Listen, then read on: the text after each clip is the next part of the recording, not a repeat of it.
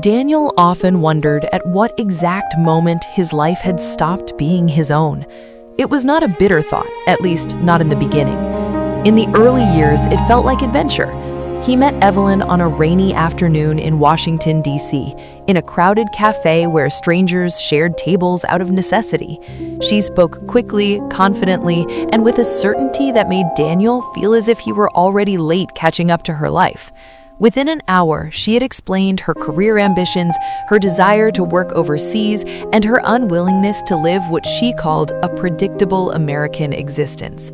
Daniel was drawn to her certainty. He had spent most of his life doing what was expected of him: steady job, modest apartment, polite friendships. Evelyn felt like motion, like possibility.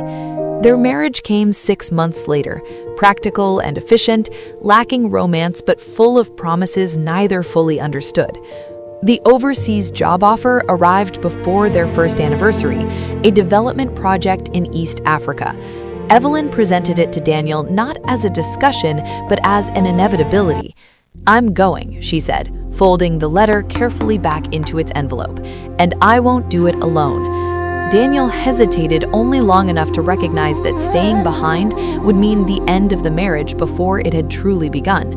He left his job, sold most of his belongings, and followed her across the Atlantic, believing sacrifice was simply another word for love. The first years felt like an extended honeymoon, with dust roads, unreliable electricity, and sunsets so wide they seemed to swallow entire days. They moved from country to country: Kenya, Ghana, Tanzania, then later to smaller, less familiar postings, where Evelyn's career grew stronger with every transfer. Daniel searched for work wherever they landed. In the smaller towns, employment for a foreign trailing spouse was scarce.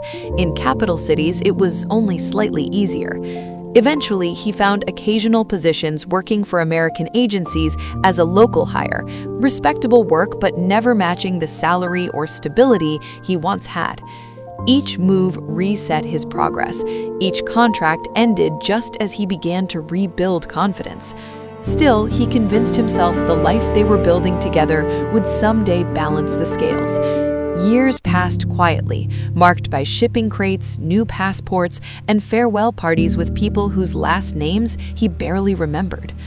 By the time retirement approached, Daniel assumed their shared history had created shared security. He believed their sacrifices, their earnings, and their survival across continents belonged to both of them. He learned otherwise on a Tuesday morning at their small kitchen table. Evelyn placed a stack of financial statements between them and spoke with the same calm certainty he remembered from the cafe decades earlier.